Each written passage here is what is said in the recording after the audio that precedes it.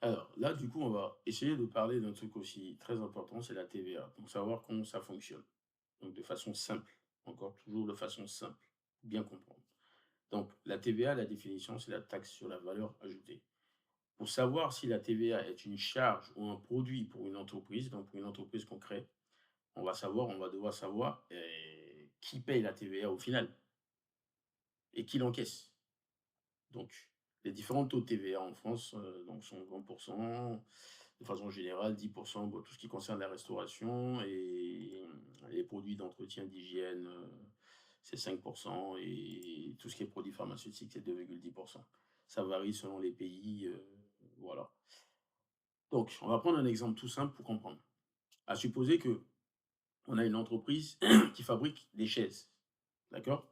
Mais pour fabriquer ces chaises-là, bah, du coup, il faut faire appel à du coup, en gros, à un agriculteur, pour acheter de la matière pour acheter les matières premières, d'accord? Une fois que les chaises sont fabriquées, on les vend du coup, nous, notre entreprise, à un client. Donc il faut comptabiliser cette TVA-là donc dans notre entreprise, d'accord? Donc pour la partie vente, donc si cette entreprise, du coup, qu'on crée, vend ses chaises au client au prix de 20 €, à un client lambda au prix de 20 € hors taxe avec 4 € de TVA comprise, ces 4 € là de TVA, c'est une taxe et l'entreprise ne peut pas les garder, du coup, dans la caisse. Donc c'est une taxe à payer à l'État. Donc si on revient au niveau du bilan, donc ce qu'on disait tout à l'heure, cette taxe-là va se retrouver, du coup, qu'est-ce qu'on avait dit? Passif, dette. Donc c'est une dette qu'on va payer à l'État. D'accord? C'est une dette à payer à l'État, aussi, aux institutions. Donc, du coup, donc ça, c'est la partie vente. D'accord? Donc c'est une TVA, on parle de TVA collectée. Donc, donc ça, c'est à transmettre dans les caisses de l'État. Donc, ensuite, maintenant, l'entreprise, à supposer, qui achète la matière première, donc du coup, à l'exemple, à 10 € hors taxe à cet agriculteur-là, puisqu'on lui a acheté de la matière première, à 10 € hors taxe, avec 2 € de TVA, donc du coup, 12 € TTC, donc à l'agriculteur. Les 2 € de TVA-là ne seront non plus une dette, du coup, une taxe, que cette taxe-là, je ne vais pas devoir la payer, du coup, à l'État, mais c'est l'État qui va devoir me rembourser ces 2 € là. D'accord? Et donc, du coup, ça va passer, du coup, dans le bilan, donc, ici, ça va devenir une créance. Donc, compte de classe 4, mais cette fois-ci à l'actif. D'accord? Puisque c'est l'État qui nous doit cet argent-là. D'accord? Donc, conclusion, l'entreprise va payer 4 € de TVA, mais, donc du coup, on va payer 4 € de TVA, mais on va se faire rembourser 2 € de TVA par l'État. Donc 4 moins 2, en faisant la différence, TVA collectée moins TVA déductible. TVA collectée, c'était 4 moins les 2 € de TVA déductible. Donc, ça fait du coup 2. Donc, du coup, on va devoir payer 2 € à l'État, puisqu'en fait, l'État nous rembourse 2. Donc, pour comprendre bien ce terme technique, on va dire que la TVA déductible, on parle de TVA déductible à l'achat et TVA collectée, vente. Et quand la TVA collectée, donc les ventes, sont supérieures à la TVA déductible, là, on parle de TVA, on doit du coup, en gros, payer les TVA à l'État.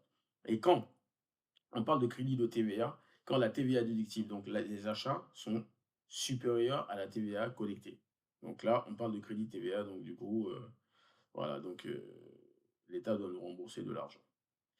On va prendre un exemple simple, à supposer que Nike, on a Nike qui vend à Foot Locker des baskets, donc pour 100 € hors taxe, avec 20 € de TVA, donc 120 € de TTC, 120 € TTC.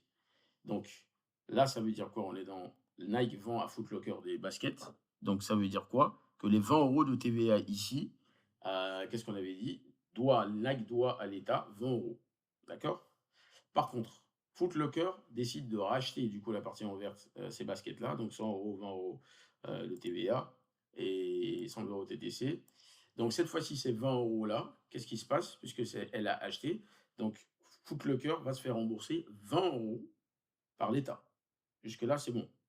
Mais ensuite, Foot Locker décide de revendre ces baskets-là en faisant du bénéfice, donc en 150 € hors taxe. Avec cette fois-ci, du coup, on aura 30 € de TVA. Donc du coup, les 30 € là, Footlocker va devoir les payer non aussi à l'État, d'accord? Mais par contre, elle se fait rembourser 20 €. Donc, comptablement, on va devoir enregistrer dans notre entreprise, bah, du coup, ces écritures-là. Mais ça, on le verra plus tard. Donc là, on est dans un processus d'achat. Donc, on débite la TVA et le compte de charge, d'accord? Ici. Donc, on a dit ici que les 20 €, on doit se faire rembourser par l'État. Et par contre, là, on est dans un contexte de vente. Donc, du coup, c'est le contraire. Donc, on débite le compte client et les comptes de produits et de TVA collectés sont crédités. D'accord? Et là, on a bien dit que les 30 €, le Footlocker va devoir payer cette TVA, déclarer sa TVA, donc payer ces 30 € là. Maintenant, si on veut appliquer les formules qu'on a vues là, qu'on a dit quoi? Quand la TVA collectée est supérieure à la TVA déductible, on doit du coup payer de la TVA. D'accord? Et on parle de crédit de TVA quand la TVA déductible est supérieure à la TVA collectée. Mais là, on n'est pas dans un contexte de crédit de TVA puisque les 30 € sont supérieurs aux 20 €. Donc 30 moins 20, ça fait 10. Donc du coup, les Footlocker va devoir payer du coup 10 € à l'État. Voilà. Parce qu'en fait, elle déclare 30 €, elle paye 30 € à l'État, mais l'État nous rembourse aussi 20 €. Donc du coup, en gros, Footlocker doit payer à l'État 10 €. Voilà. Donc, il est très important de comprendre comment fonctionne la TVA, quand est-ce que on doit payer de la TVA à l'État et quand est-ce que la TVA doit se faire, quand est-ce que l'État nous rembourse la TVA. Voilà. Donc, une fois qu'on a compris ce fonctionnement-là, simple, c'est magnifique.